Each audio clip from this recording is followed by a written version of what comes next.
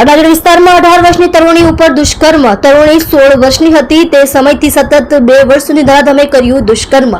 નરાધમ આરોપી Ketan Parmar kids nursery ચલાવે છે. આરોપી અને ભોગ બનનાર તરુણીના ઘરે અવારનવાર આવતો હતો, જેથી પરિવારમાં દીકરી એકલી હતી ત્યારે એકલતાનો ફાયદો ઉઠાવવાનું એક માધ્યમ બની ગયું હતું. જ્યારે પીડિતા ઘરમાં એકલી હોય ત્યારે અવારનવાર તેના ઘરમાં આવી જતો હતો. આરોપીએ પીડિતાને બળજબરીપૂર્વક દારૂ પીવડાવી શારીરિક સંબંધ બાંધવા માટે પ્રયાસ કર્યો હતો. પીડિતાએ તેનો વિરોધ નોંધાવતા આરોપીએ બેલ્ટ વડે તેને માર માર્યો અને દુષ્કર્મ આચર્યું હતું. આ રીતે આરોપી સતત 2 વર્ષ સુધી ભોગ બનનાર સાથે દુષ્કર્મ આચર્યું હતું. અંતે ભોગ બનનાર તરુણીએ સમગ્ર ઘટના માતાને કહેતા સમગ્ર મામલો અડાજણ પોલીસ સ્ટેશને પહોંચ્યો હતો. પોલીસે ઘટનાની ગંભીરતા જોતા તાત્કાલિક ફરિયાદ નોંધી આરોપીની ધરપકડ કરી આગળની કાર્યવાહી હાથ ધરી છે. દુષ્કર્મની ઘટના સામે આવી છે, શું છે સમગ્ર મામલો? અડાજણ પોલીસ સ્ટેશનમાં એક 374 અને પોસ્કોની કલમ સાથેનો ગુનો દાખલ થયો છે. આમાં ભોગ બનનાર બેન છે એને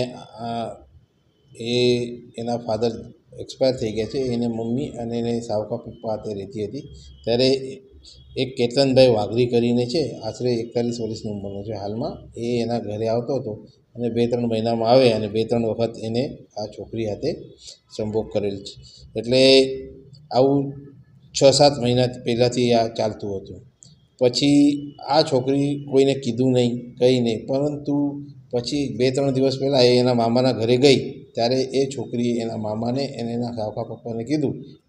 તો પછી એ લોકો અડાજણ પોલીસ સ્ટેશનમાં ફરિયાદ કરવા આવેલ અને અડાજણ પોલીસે તરત જ એમની ફરિયાદ લઈ અને આ ગુનો દાખલ કરવામાં આવેલ છે અને આરોપીને પણ અટક કરવામાં આવે છે. આરોપીનું નામ કેતનભાઈ વાઘરી છે, જે આશરે 41 વર્ષનો છે અને અગાઉથી જ લગ્ન છે. એને 2 છોકરા અને 1 છોકરી છે સંતાનમાં, અને હાલમાં આરોપીને અટક કરેલ છે.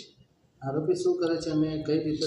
એ આરોપી એજ્યુકેશન પ્રી પ્રાઇમરી એજ્યુકેશનની સ્કૂલ ચલાવે છે અને કંઈ ટ્રસ્ટ પણ ચલાવે છે. કઈ રીતે સમગ્ર મામલો સામે? સમગ્ર મામલો આ છોકરી એના મામાના ઘરે ગયેલી ત્યારે એ છોકરીએ એના મામાને આ વાત કરેલી. પછી એ લોકોએ નિર્ણય લઈને અડાજણ પોલીસ સ્ટેશનમાં આવેલ અને એ લોકોએ ફરિયાદ આપેલ છે અને ગુનો દાખલ કરવામાં આવેલ છે.